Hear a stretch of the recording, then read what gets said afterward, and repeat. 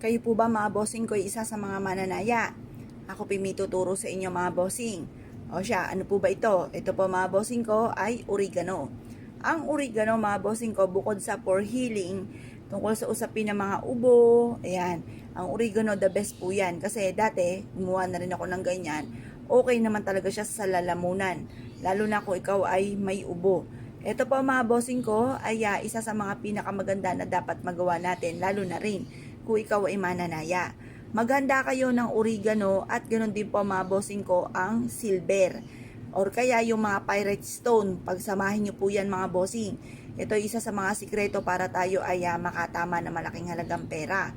Ito po mga bossing ko ang ating piso. Wala kayong pirate stone, ito na lang piso para lahat ay makakagawa. Ngayon pa mga bossing, ang ating oregano at pirate stone ay pagsasamahin natin. At tayo ay magwi-wish. Halimbawa, meron din kayong ticket na luma na kagaya nito na natalo tayo dito mga bossing. At meron ako dito palit ticket. Ayan. Ngayon po, basta yung mga natalo nyo na, pwede na po yan. Ngayon pa mga bossing, ang gagawin nyo lamang, ito pong ating ticket na to na natalo na at itong ating oregano ay pagsasagpiin nyo. Pagsasamahin nyo po yan. Pagkatapos, pwede rin naman tupiin po ninyo ng maliit. At pagkatapos, pwede nyo po itong humarap na kayo sa may silangan at gagamitin natin ito na pampaswerte. Sabihin nyo po dito, sa pamamagitan nito ay mananalo na ako ng jackpot. Sa pamamagitan nito ay magkakaroon ako ng napakaraming pera. Pero syempre mga bossing, ito kasing tambalan ng oregano at barya, yung silver, ay swerte tungkol sa usapin ng pera. Kaya mapa negosyo, mapa mananaya, or kaya naghahanap ng trabaho, ay the best po ito. Mag-wish ka na kung ano ang nais po ninyo na maganap, matanggap ka sa trabaho, or kaya magkaroon ng negosyo na dito na ako yayaman, yung mga ganun mga bossing. Pagkatapos po niyan mga bossing ko, no, may yung nais ninyo, i-wish nyo na ng todo-todo. At pagtapos, ibilad nyo muna ito sa sinag ng araw. Makalipas ng alas 8 ng umaga, tapos na alas 8 ng umaga, kunin nyo na.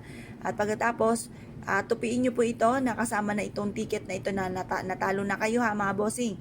Tapos, itong ating oregano at ganun din ang ating barya mga bossing. Makakatulong po ito upang sa ganon, instead na ikaw ay malasin ay puro swerte naman ang darating sa inyo. At lagi kang iaadya kung saan lagi kisuswertihin.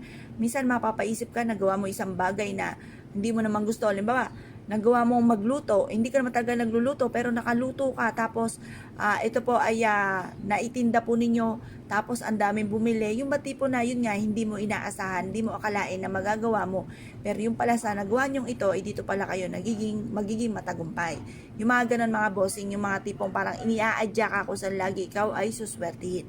Ngayon po mga bossing, kung kayo po yung nagnanais na gumawa ng ganito, i-mindset nyo na kayo magiging matagumpay, simula na ito ng tagumpay po ninyo, at kailanman na hindi na kayo mamumblema tungkol sa usapin ng pera. Kaya kung kayo pinaniwala at nais po itong gawin, ay siya mga bossing, good luck po sa inyo po lahat.